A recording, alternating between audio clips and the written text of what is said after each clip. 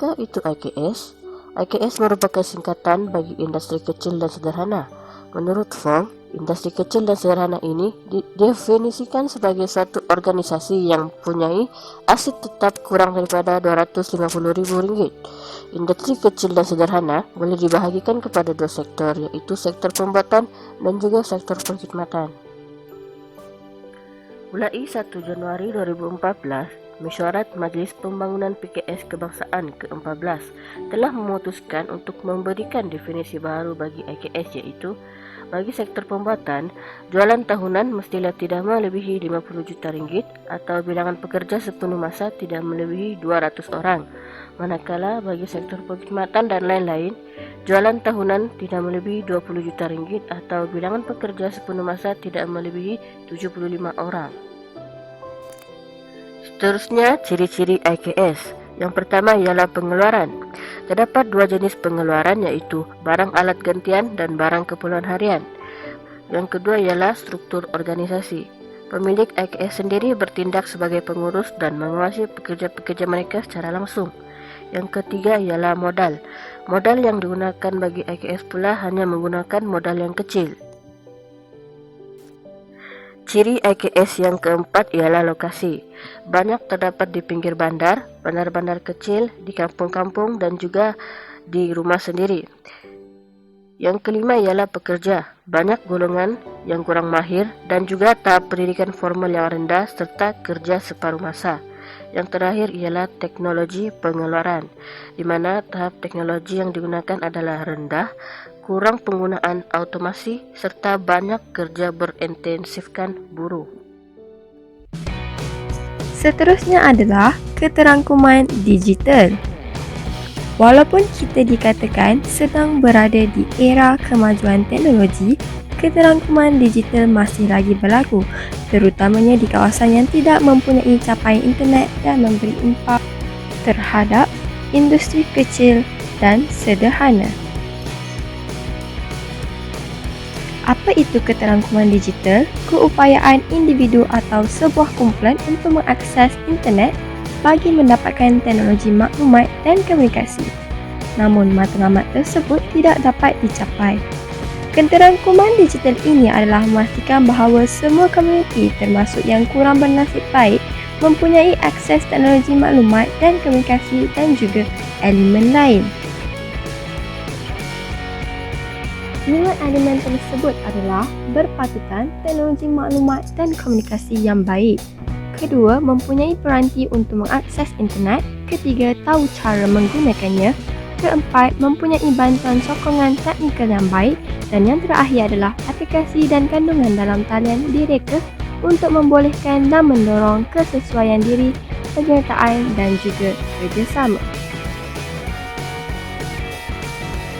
Oleh itu, keterangkuman digital memerlukan strategi dan pelaburan untuk menghapuskan masa lampau pentadbiran struktur yang menjadi penghalang untuk mendapatkan akses internet.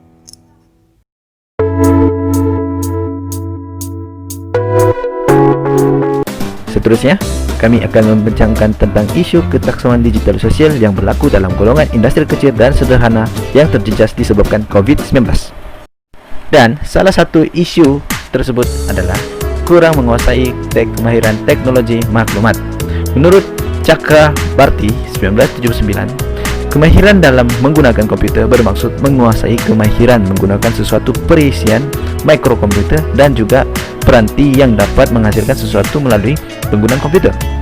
Oleh hal yang demikian, dalam konteks golongan sasaran yang dipilih, yaitu pengusaha IKS, jelas dilihat bahwa sekiranya seseorang pengusaha IKS kurang didedahkan dengan kemahiran menggunakan teknologi maklumat akan menyebabkan keterangkuman digital cenderung yang wujud. Hal ini dapat dilihat menjadi lebih parah sekiranya berlaku dalam keadaan pandemik COVID-19, yang mana sekiranya pengusaha IKS tidak mampu untuk beradaptasi dan menguasai kemahiran teknologi maklumat, maka dirinya akan jauh tertinggal kerana dapat kita lihat dalam keadaan pandemik COVID-19 semakin ramai pihak menjalankan perniagaan secara atas talian. Selain itu, isu kekangan memiliki peralatan teknologi komunikasi. Menurut Sulaiman 2017, perkembangan teknologi komunikasi dapat memberikan peluang baru dalam perhubungan manusia dan akan membawa kepada perubahan dalam organisasi. tidak dinafikan sememangnya berlaku dalam kalangan pengusaha IKS kerana selalunya pengusaha IKS mengalami masalah kekurangan modal keuangan. Tambahan pula, dengan berlakunya pandemik COVID-19 ini, banyak pengusaha berhadapan dengan kekurangan permintaan disebabkan Perintah Kawalan Pergerakan, dan ini telah menyebabkan kekangan untuk memiliki peralatan teknologi bagi memastikan mereka untuk terdedat kepada digital sosial adalah bertambah sukar. Isu yang seterusnya adalah isu pengaruh persepsi individu. Masalah keterangkuman digital turut boleh berlaku ke atas pengusaha industri kecil dan sederhana disebabkan oleh persepsi individu. Hal ini dapat dilihat berlaku sekiranya pengusaha itu sendiri berfikiran bahawa dengan menggunakan cara tradisional, perniagaan akan tetap maju dan terus mendapat sambutan sehingga akan menolak pandangan dan juga idea baru, iaitu dengan menggunakan kaedah pemasaran secara atas talian, maka pengusaha tersebut mesti tidak akan ingin untuk menerima perubahan. Namun demikian, jika pengusaha ingin terus memajukan perniagaan mereka, maka akses terhadap produk mereka perlu untuk dipertingkatkan lagi menerusi media sosial supaya pelanggan akan lebih berminat untuk membeli, dan ini akan meningkatkan keuntungan pengusaha industri kecil dan sederhana itu sendiri.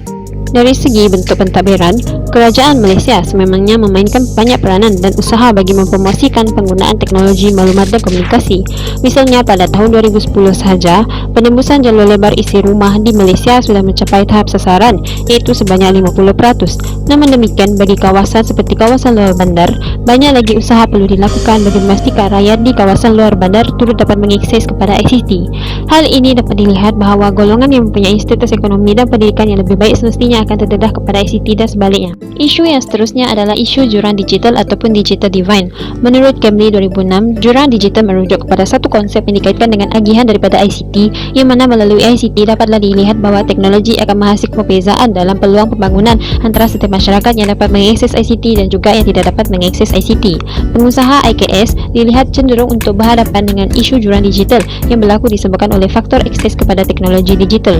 Seterusnya, ianya turut bergantung kepada sama ada pengusaha IKS boleh mengakses teknologi digital atau memiliki kesukaran, misalnya kurang capaian jalur lebar dan juga sebagainya.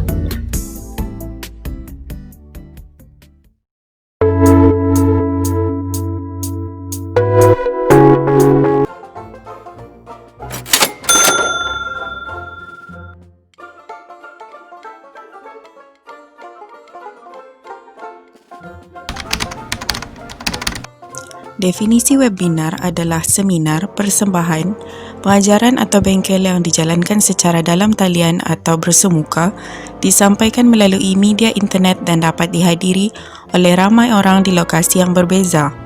Justru itu, kami mengadakan webinar yang berkonsepkan meet and greet atau bicara santai untuk dijadikan forum perkongsian pendapat dan masalah yang berkaitan dengan isu keterangkuman digital dalam kalangan golongan IKS yang terkesan dengan pandemik COVID-19.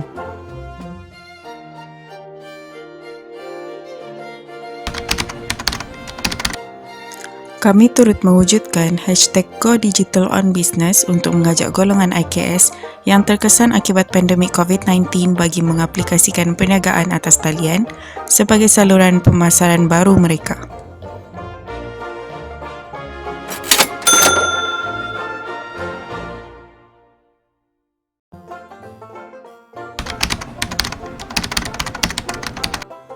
Challenge atau cabaran yang direka lalu disebarkan dalam platform media sosial telah menjadi medium yang sangat efektif terutamanya dalam mengumpul dana ketika pandemik COVID-19.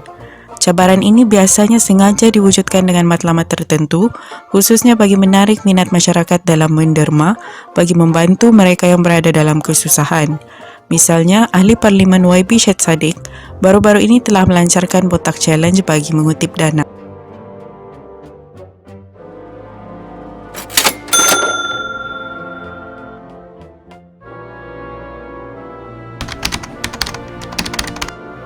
Populariti Instagram yang semakin meningkat dari hari ke hari dan terkenal di kalangan anak muda yang aktif menggunakan media sosial. Oleh itu, strategi mewujudkan laman Instagram rasmi dalam mempromosikan kesedaran keterangkuman digital kepada golongan IKS merupakan antara inisiatif yang kami laksanakan.